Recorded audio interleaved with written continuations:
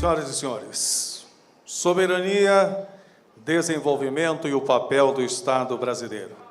Este é o tema da palestra magna do 11º Congresso Nacional de Sindicatos de Engenheiros, o CONSENGE.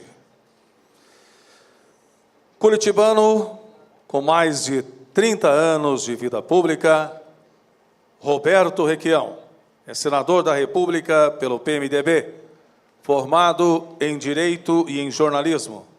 Foi deputado estadual, prefeito de Curitiba, secretário do Desenvolvimento Urbano do Estado do Paraná e governador do Paraná por 3 vezes. Requião é atual presidente da Frente Nacionalista em Defesa da Soberania Nacional.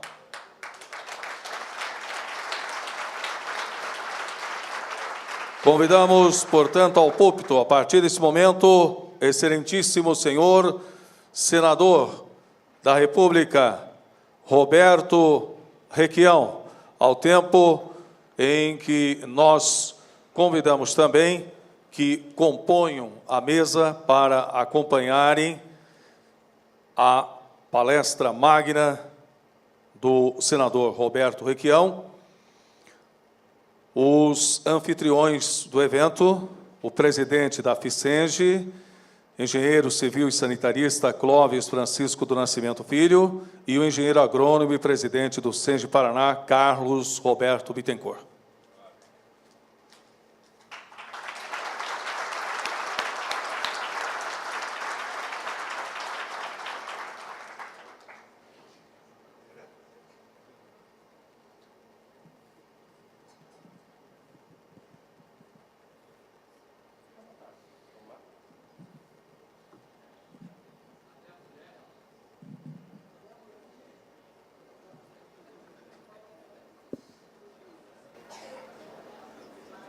Agradecido pelo convite e pela oportunidade que vocês me dão, questiono a apresentação que foi feita na minha introdução.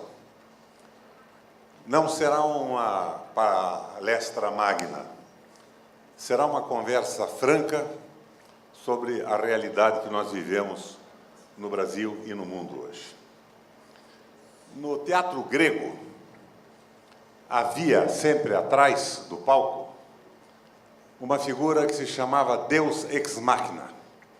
Modernamente seria um ponto que ia ditando as falas para os personagens que se apresentavam. Eu quero conversar um pouco com vocês sobre o Deus ex machina que inspira também a situação terrível que vivemos no Brasil.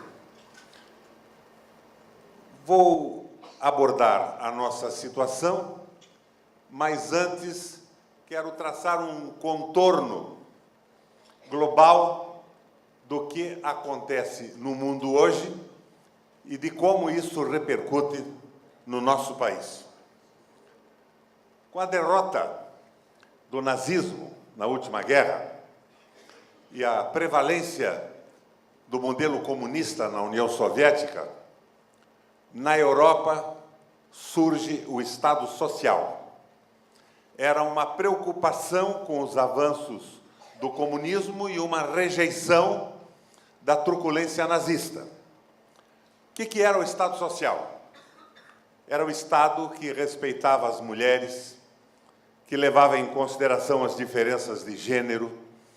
Era o Estado sustentável do respeito à natureza e era o Estado, fundamentalmente, do respeito ao trabalho.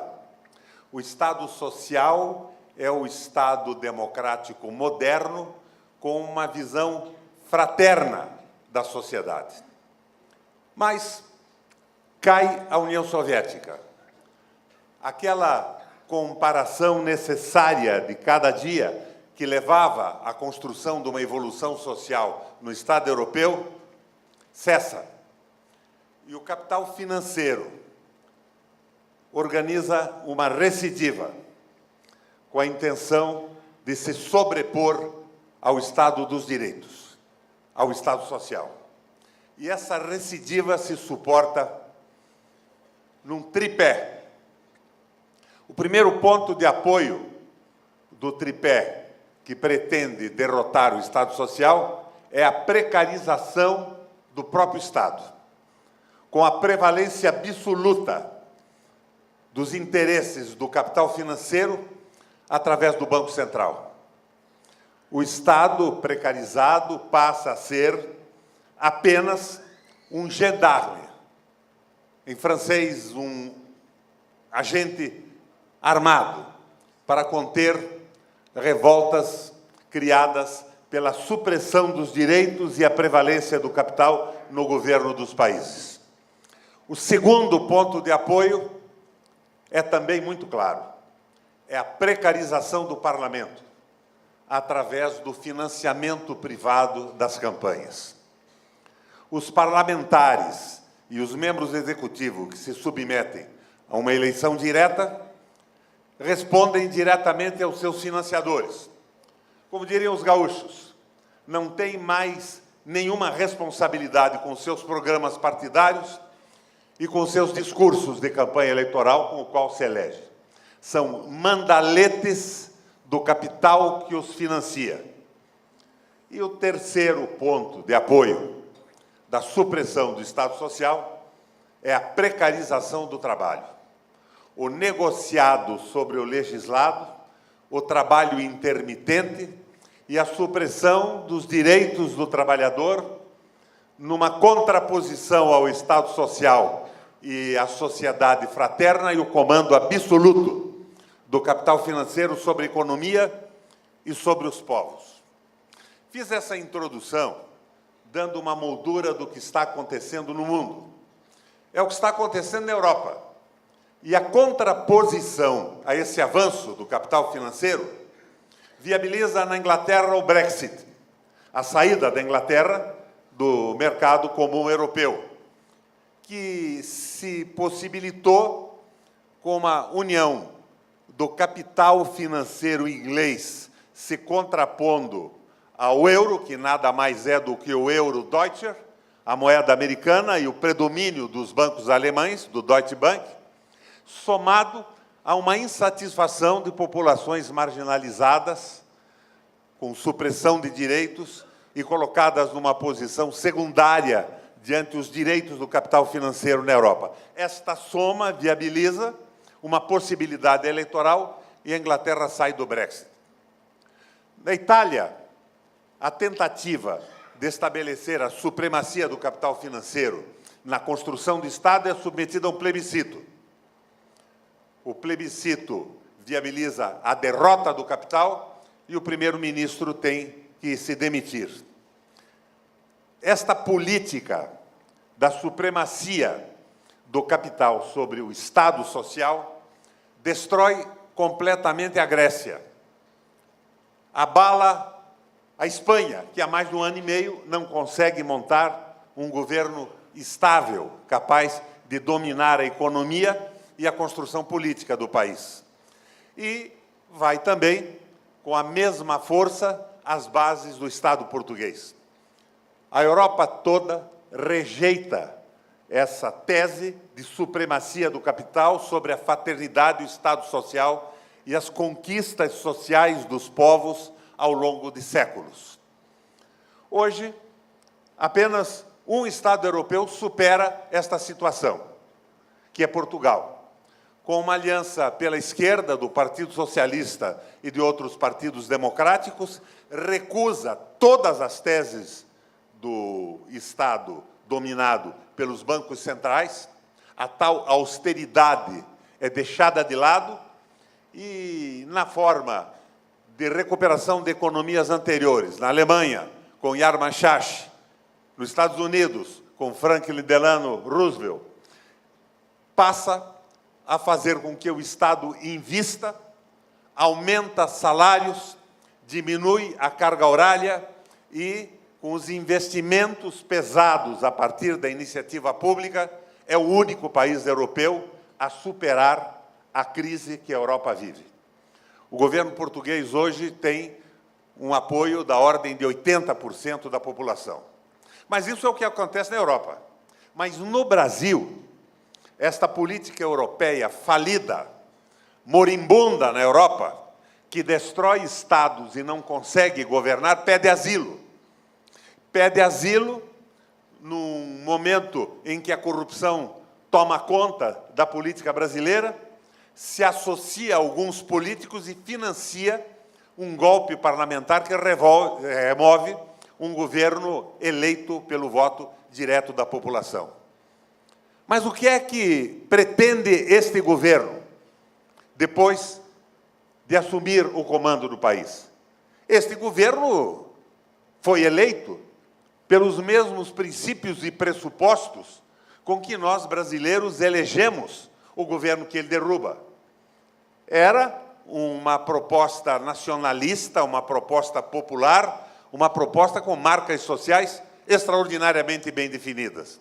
Mas, assumindo o poder, a proposta é outra.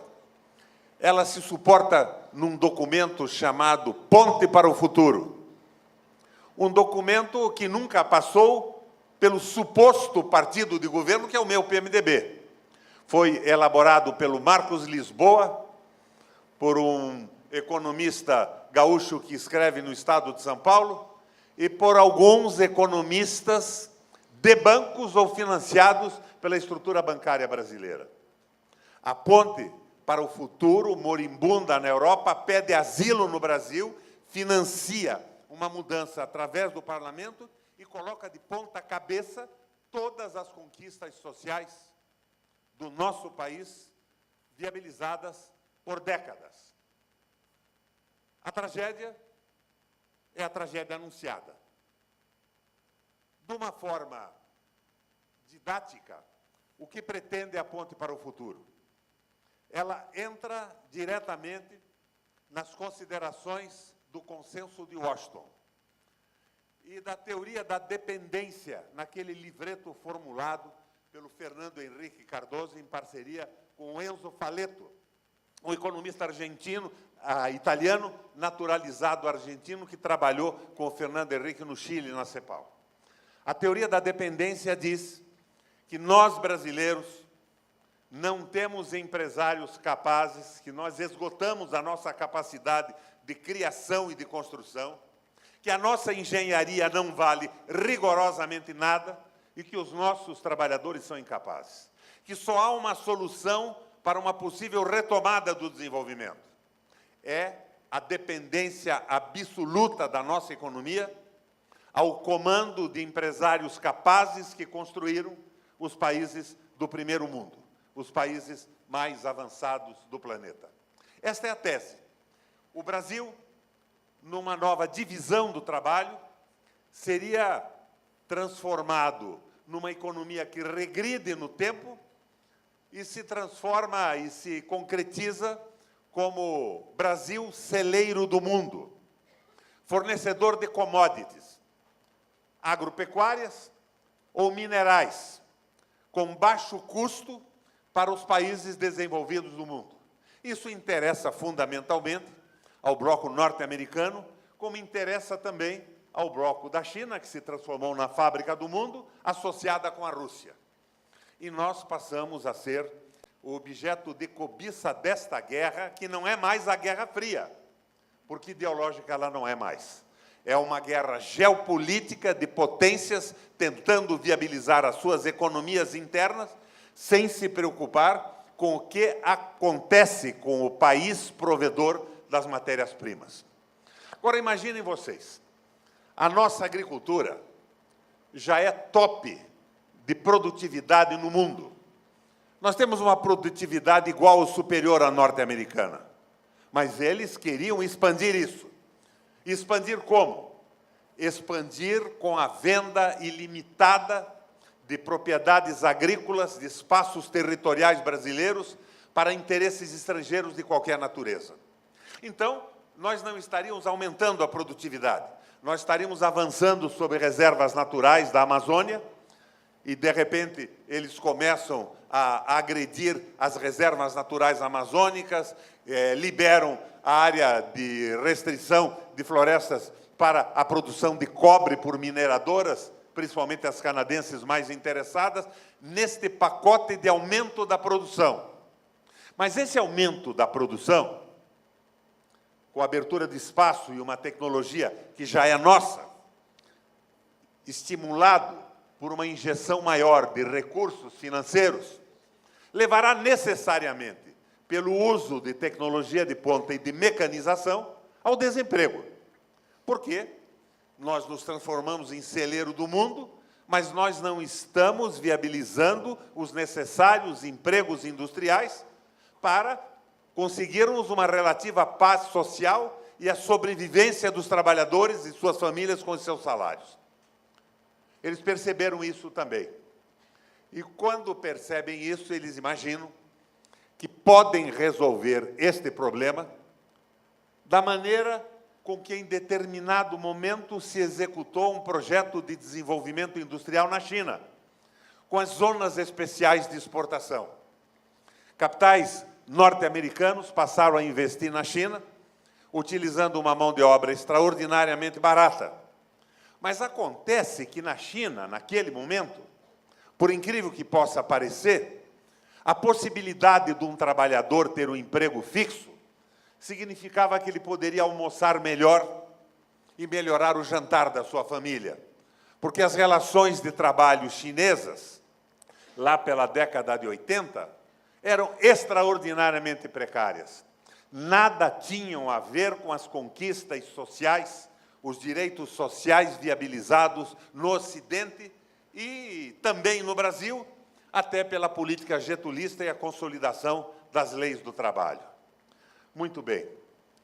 Para que isso pudesse ser possível, veio a reforma trabalhista, a precarização absoluta da mão de obra.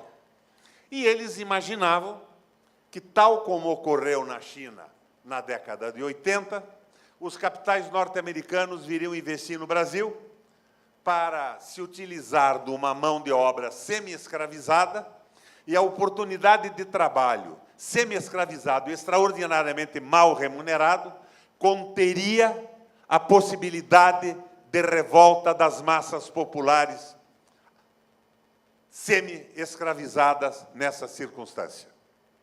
Eu acredito que o Brasil viveu um período de conquistas sociais e que o nosso trabalhador jamais se conformará numa regressão absoluta para uma posição de colônia, uma espécie de Porto Rico, de Estado associado fundamentalmente ao capital norte-americano. Rigorosamente inviável. É uma proposta idealística, com uma ideologia no sentido hegeliano da palavra, sem nenhuma ligação com a realidade e com a possibilidade de sucesso. Ela é matematicamente impossível. Ela levará o país a um conflito social e mesmo a uma guerra civil, com a precariedade das possibilidades de automanutenção das pessoas e das famílias. Ilusão do Requião? Observem o que acontece hoje já no Rio de Janeiro. Uma sociedade completamente fora de controle. Mas não é só isso. De repente, não mais que de repente, nos Estados Unidos da América do Norte se trava uma disputa eleitoral, com a Hillary Clinton representando o capital financeiro, a hegemonia do capital financeiro sobre o trabalho, e o Donald Trump, com o seu vice Mickey, me dando a impressão que a Disneylândia se propõe a dominar o Estado norte-americano, se apropria da insatisfação popular dos trabalhadores americanos que perderam o emprego com a migração de capitais para a China e consegue uma soma ideológica formatada por muita propaganda e supera eleitoralmente o capital financeiro e se transforma em presidente dos Estados Unidos. Só isso já anuncia, como se não fosse liquidada pela impossibilidade lógica e material de se viabilizar o programa Ponte para o Futuro, só isso mostra a impossibilidade concreta do projeto brasileiro e do projeto argentino, porque o Trump assumiu um compromisso de não deixar mais o capital norte-americano sair dos Estados Unidos. Ele não vai poder cumprir essa sua promessa de uma forma completa. E por que não? Porque nos Estados Unidos, ao contrário do Brasil e dos países latino-americanos, quem formula a política externa é o parlamento, não é o presidente. Aqui, os presidentes formulam a política externa. No Brasil e em todos os países da América do Sul. Mas lá não. E o Partido Republicano, que é o partido do Donald Trump, é financiado pelo capital que investiu na China. Ele não vai poder mexer no capital que saiu dos Estados Unidos para investir na China, conforme a sua promessa de campanha. Faço regressar, tributo pesadamente empresas que saiam dos Estados Unidos e permaneçam fora. Mas ele já está evitando a saída de capitais para dar alguma consequência ao seu discurso eleitoral para a América do Sul, notadamente Argentina e Brasil, com o Macri e com o Temer. Então, essa proposta se inviabilizou da forma mais completa. E se ela não for impedida, se ela não for contida, seguramente nós iremos para o caminho do conflito social. O Brasil vai se transformar num Rio de Janeiro, maximizado pelo desespero e pelo protesto de movimentos de trabalhadores que não se conformarão com a sua escravização, com as mudanças completamente absurdas que se realizaram na CLT. Por que essas mudanças ocorreram? Ocorreram fundamentalmente em função do sistema político brasileiro. A primeira votação da reforma trabalhista na Câmara foi aprovada por 212 votos, se não me engano. 198 eram patrões. E os patrões, mesmo os pequenos, não se colocam no lugar de um trabalhador. Eles simplesmente não se colocam no lugar do trabalhador para imaginar as dificuldades do trabalho precário, as dificuldades com a saúde, com a educação dos filhos, as dificuldades de viver com um salário rigorosamente insuficiente. E isto se deve a um modelo eleitoral patrocinado pelos capitais que financiam eleições e que fazem os políticos abandonarem em todos os partidos, rigorosamente em todos, as propostas programáticas e os compromissos tomados nos palanques eleitorais. Coloquei para vocês, talvez, a moda do Antônio Gramsci, uma visão extremamente pessimista da situação econômica e da evolução da crise no Brasil. Mas penso que na ação nós podemos ter uma visão mais positiva. Esta crise recessiva que nós vivemos já ocorreu em outros países. Ocorreu brutalmente na Alemanha, depois do Weimar, e essa crise viabilizou a ascensão e o domínio do Hitler e do Partido Nazista. E ocorreu também nos Estados Unidos, na Grande Recessão, com a crise imobiliária da Flórida, lá pela década de 30. Na Alemanha, foi mais ou menos no mesmo período, de 28 a 32, a mesma coisa que os Estados Unidos. E ela foi superada com políticas extremamente claras. Na Alemanha, o que fez o governo? O economista que conduziu o processo de recuperação alemã era um liberal, com livros escritos a favor do liberalismo. Ele chamava-se Horace Greeley Yalmaz. Assumiu o comando da economia com Hindenburgo, no Weimar, e continuou depois com Hitler. Mas no comando da economia, como o nosso famoso padre do estalo, ele se transformou não num economista liberal, mas se transformou num alemão. Ele iniciou a defesa da economia alemã com um protecionismo brutal. A Alemanha só compra de quem da Alemanha comprar. Não há livre comércio. E ele, com a moeda alemã tão fraca quanto a nossa hoje, sem conversibilidade no mercado global, estabeleceu que a Alemanha não pagaria moeda, mas ela pagaria com seus próprios produtos. Foi o início do processo. Mas o passo mais importante foi a redução drástica da remuneração da rolagem da dívida alemã. A nossa taxa Selic, que aqui no Brasil simuladamente diminui, mas, na verdade, está sustentando o juro mais alto do mundo, e é preciso que se entenda que o juro de hoje, embora com a inflação nominal da Selic de 8,5%, é maior que o juro de todo o período do Lula e da Dilma. E é maior por quê? Porque o juro é composto pela remuneração da moeda, mais o spread, que é a taxa de risco, e a inflação. A nossa inflação desabou com arroxo, com austericídio, com congelamento de investimentos por 20 anos. Mas a taxa de juros real não diminuiu no mesmo ritmo da inflação. Ela tem diminuído, mas muito menos do que seria recomendável pela paralisação total da nossa economia. Muito bem. A Alemanha reduziu drasticamente a remuneração do capital. E a moeda alemã, tal como a nossa hoje, não era conversível. Você não podia utilizar a moeda alemã que circulava na rolagem da dívida e aplicar em outro país, porque não havia conversibilidade, tal qual o Brasil. Então, com esta redução, os detentores do capital, e capital havia na Alemanha naquela época, como há no Brasil hoje, disseram a SACE: meu Deus, o que vamos fazer? O nosso capital vai ser totalmente atomizado, não temos condição de fazer mais nada, isto vai acelerar o deblaque da economia alemã, vai aprofundar a recessão, que se transformará definitivamente numa recessão. E Alma Sachi responde: não, eu estou criando uma moeda não moeda, que chamava-se MEFO. Não era uma moeda colocada no mercado, era um título.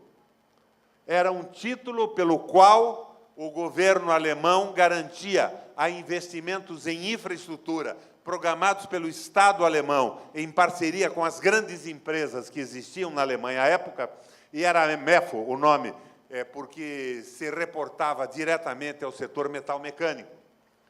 Nós garantimos 4,5% de lucro ao ano para quem participar de um projeto de reconstrução da infraestrutura alemã.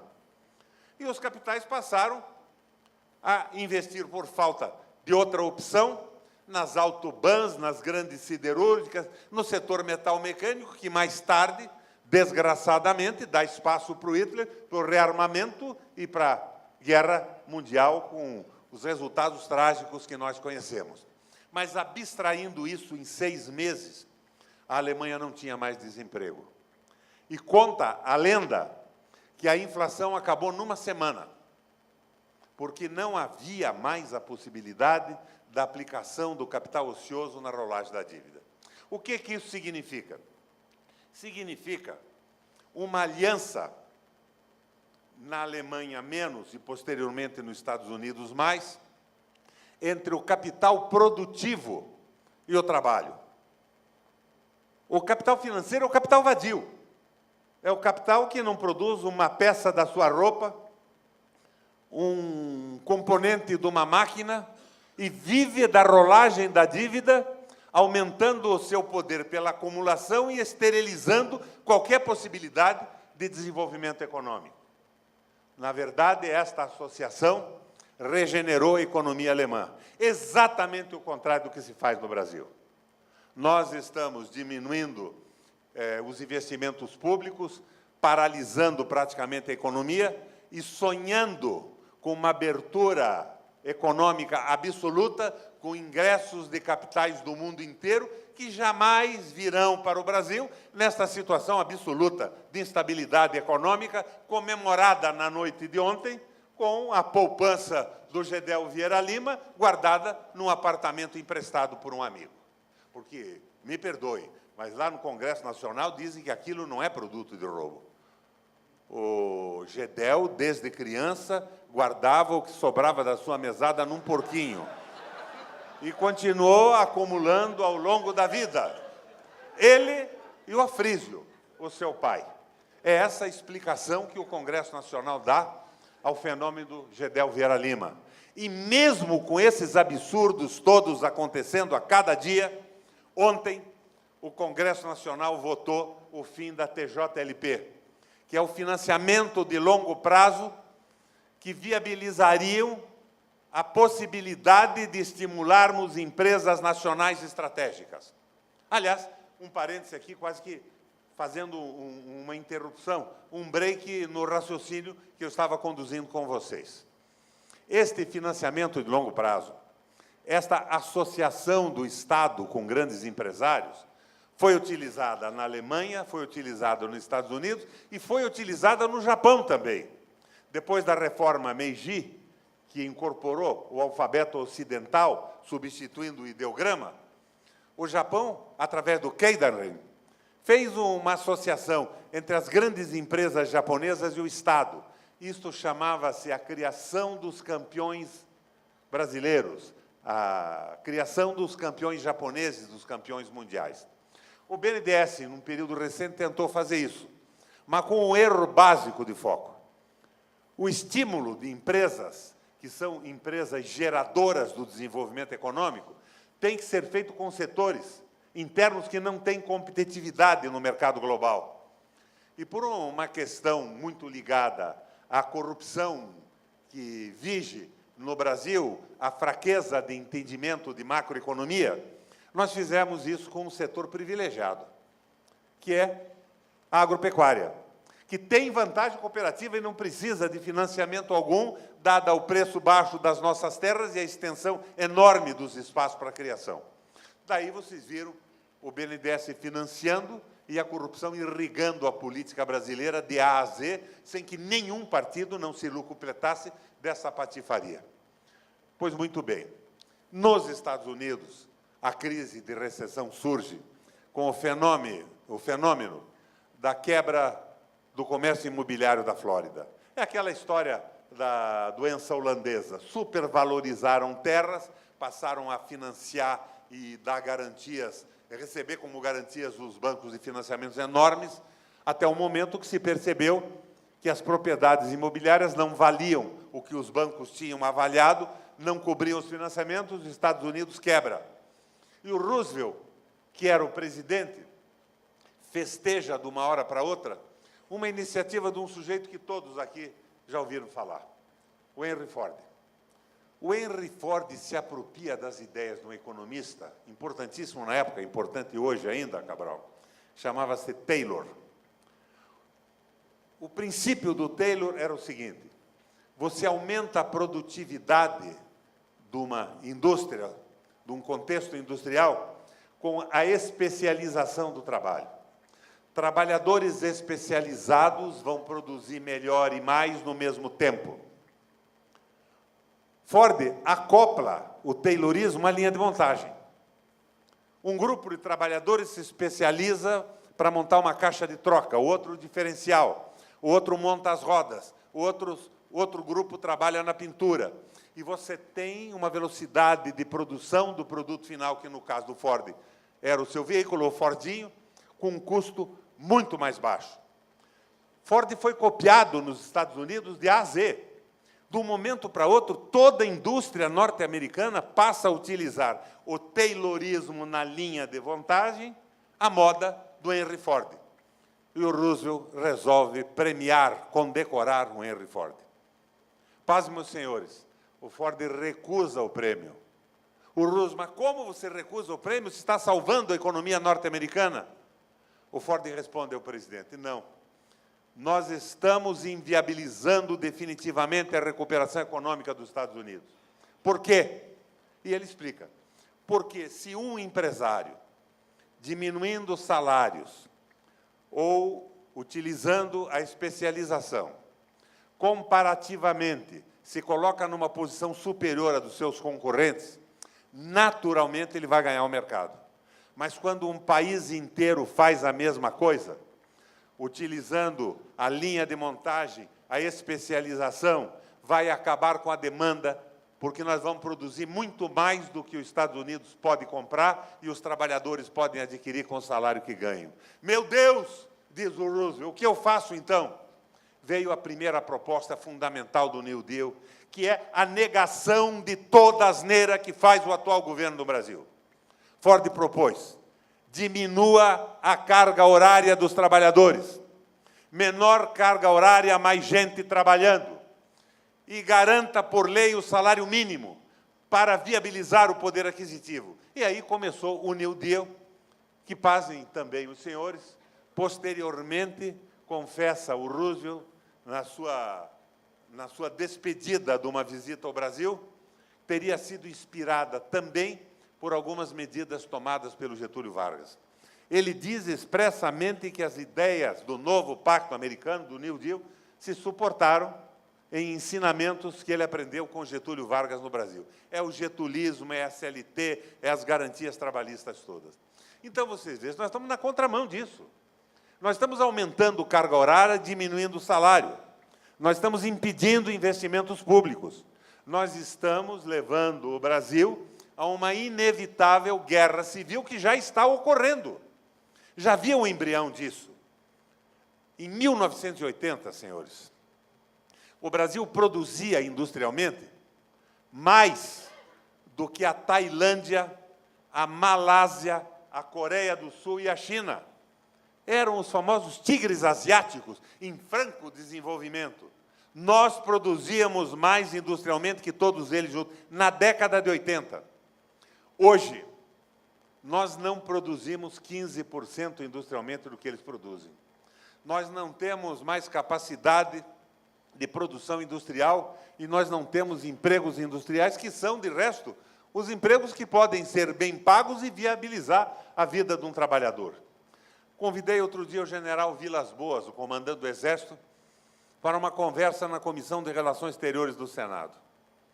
E ele coloca com toda a clareza a visão que tem desse processo. O que ele diz é o seguinte: nós paramos o Brasil na Guerra Fria, na guerra ideológica, na guerra entre o comunismo soviético e a liberdade do capitalismo americano. Hoje não existe mais comunismo soviético e o capitalismo americano é claramente um projeto imperial que bombardeia 28 países na defesa dos seus interesses. Na desgraçada luta pela dominação dos recursos minerais, do petróleo e dos minérios, provocando os êxodos que nós estamos vendo a cada dia e que fazem o nosso Papa fazer apelos pela fraternidade. Aliás, esse Papa Francisco, na minha opinião, é o líder mais importante do mundo hoje. Apesar de ser argentino,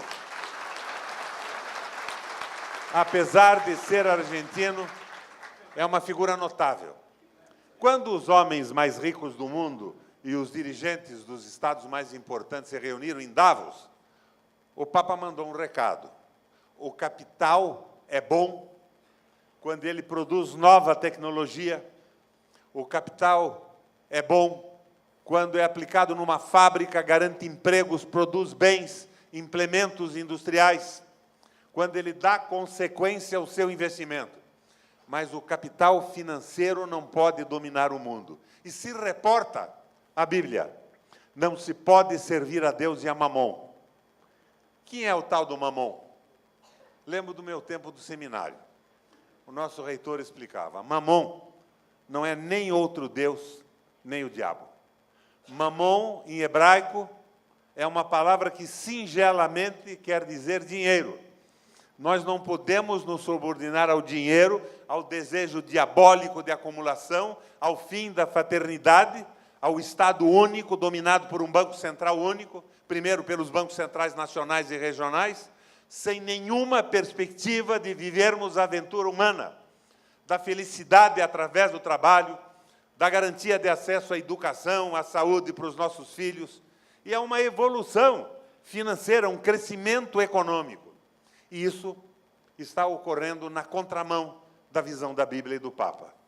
Hoje, o próprio avanço tecnológico está provocando o desemprego. Teoricamente, a tecnologia serviria para dar mais tempo para os trabalhadores, ócio com dignidade, possibilidade de acesso aos meios culturais, ao crescimento ideológico, à consciência política, ao amor pelas artes. Mas não. O avanço tecnológico está servindo pela apropriação do capital de toda esta mais-valia social. Em 92, 93, se não me engano, a Kodak dominava 85% do comércio de papel fotográfico no planeta Terra. Foi ela que lançou a fotografia digital, mas não conseguiu evoluir na proposta, que foi apropriada pelos japoneses. Em 3 anos, a Kodak, que tinha 85% do domínio do papel fotográfico no mundo e de câmeras também, desempregou 195 mil trabalhadores. Então, isso tudo foi apropriado por investimentos maciços de capital. E nós precisamos de um Estado que module também esse avanço tecnológico. É claro que o Uber é inevitável, mas o Estado deve existir para que um processo como o do Uber, que não passa de um app de computador, o Uber não tem um automóvel, não tem um motorista que seja seu empregado, é um app, esteja desempregando milhares e milhões de pessoas no mundo. Tem que haver uma contenção nesse processo e uma apropriação pública e social deste avanço tecnológico.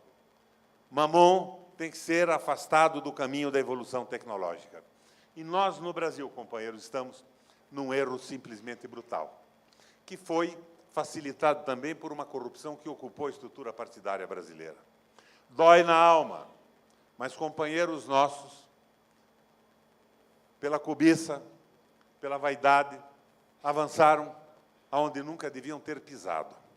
E isso estabeleceu a possibilidade desse Deus ex machina, que é o interesse do grande capital, principalmente sediado nos Estados Unidos, controlar a nossa economia, controlar a opinião pública através da mídia.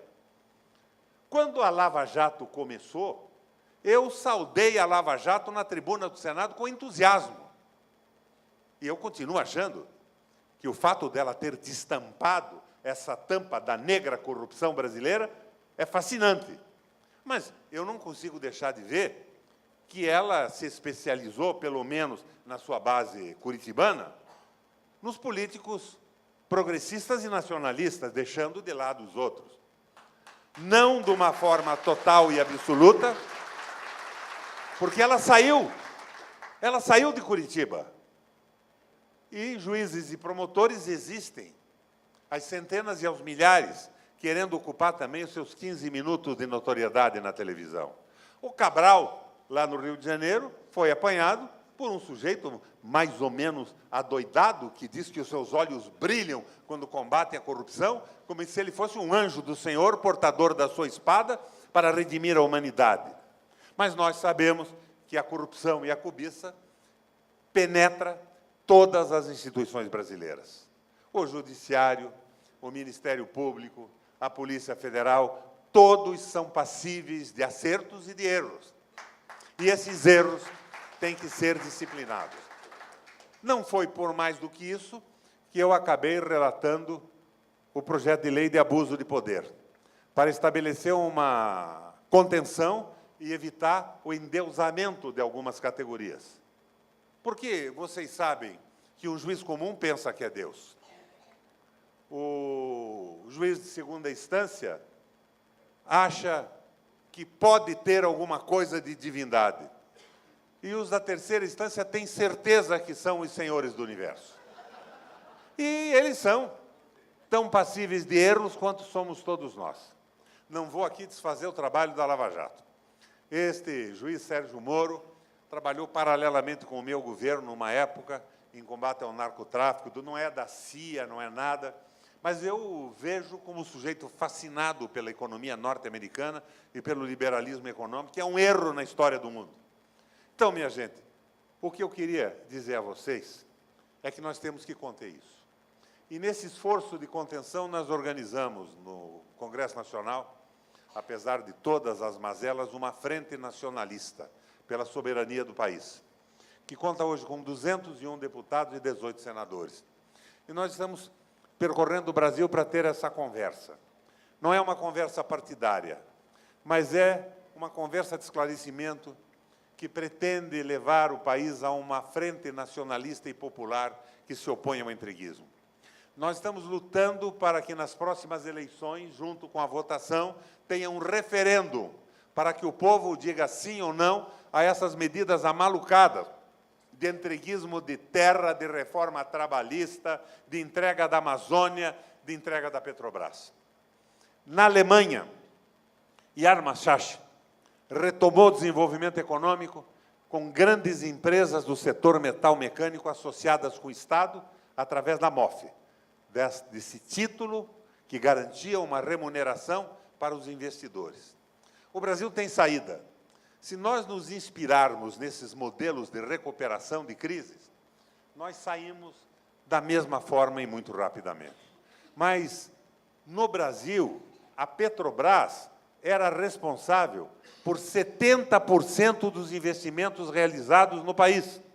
E são esses investimentos e a política de compra de insumos nacionais que alavancavam a nossa economia. Eu não vou negar a corrupção, os erros de companheiros e até de amigos pessoais nossos. Mas o crescimento do Brasil, a retomada do desenvolvimento, passa pela recuperação da Petrobras. A história do mundo é a guerra do petróleo. O petróleo é o sangue mineral que impulsiona as economias. E nós estamos integrando as 7 irmãs e as suas sucedâneas mais recentes na história do mundo, o petróleo brasileiro. Sem conflito, na bandeja, porque financiaram um golpe e porque continuam comprando a opinião pública do Congresso Nacional. Tenho muito pouca expectativa com o Congresso brasileiro. Ele é resultado de um sistema eleitoral financiado pelo capital vadio. Ele, ideologicamente, é de pessoas que se acreditam serem patrões e que não se colocam no lugar de um trabalhador. Um trabalhador, para a maioria do Congresso Nacional, é um insumo da produção. É como se fosse uma máquina, uma instalação industrial. Eles não conseguem enxergar a vida de uma pessoa. E este Congresso é resultado do financiamento privado de campanha eleitoral. Esse Congresso não vai fazer nada. Mas eu imagino que, com o levantamento da consciência popular sobre as verdadeiras causas e as origens da crise que nós vivemos aqui, que é reflexo da crise internacional, da retomada do capital financeiro sobre a vida do mundo, nós conseguiremos alguma coisa a partir de mobilizações populares. Sindicatos, movimentos populares, presença nas ruas e protesto. E isso não está acontecendo mais por um motivo singelo. Ninguém acredita mais em político. A Globo, o próprio comportamento da grande maioria dos parlamentares e governadores, vejam aqui no Paraná o que está acontecendo hoje. O coitadinho achava que ganhava pouco, o Caixa 2. Minha gente, não é possível isso. A desmoralização dos políticos evita a mobilização. O povo não acredita em mais ninguém, mas a consciência tem que ser retomada. E daí eu me lembro de um sujeito que conheci na minha infância. Conheci ou tive notícia dele. Chamava-se Plekhanov. Ele teorizava sobre a propaganda e a agitação. Propaganda é o que estou tentando fazer aqui com vocês. São muitas ideias e experiências para um grupo pequeno de pessoas, para que elas tomem consciência disso. Agora, quando esse grupo de formação de opinião, dos quadros médios na teoria do Gramsci, estiver formado, nós vamos para a agitação. E a agitação são muito poucas ideias concentradas para um grupo muito grande de pessoas, que leva à mobilização. Essa mobilização que a Globo usou e abusou com 20 centavos de aumento em São Paulo, mas que não se faz mais porque não se acredita nem na Globo, nem no Judiciário, nem no Congresso Nacional, nem em nada, por falta de consciência e de uma noção clara do que está acontecendo. Eu vi, por parte da brilhante exposição dessa moça que anunciou um livro, no fim do seu pronunciamento, um fora Temer. Me perdoa, me desagrada um pouco isso. O Temer é um personagem desta comédia, é uma figura menor, sempre foi figura menor.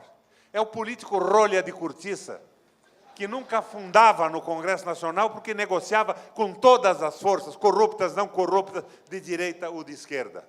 Nós temos é que enfrentar o capital financeiro vadio, representado no Brasil pelo Bradesco, pelo Banco Itaú, que tem o Meirelles na Fazenda e o Ilan Goldfein no Banco Central. E se nós não conseguirmos vencer essa batalha, essa primeira batalha de convencimento de quadros dirigentes na sociedade, nos sindicatos e nos movimentos sociais, nós, inevitavelmente, iremos para uma guerra civil, porque o trabalhador brasileiro não vai se conformar em ser explorado, em se transformar num semi-escravo depois de ter vivido todo esse período de conquistas sociais próprias do Ocidente e do trabalhismo getulista no Brasil. Obrigado, minha gente.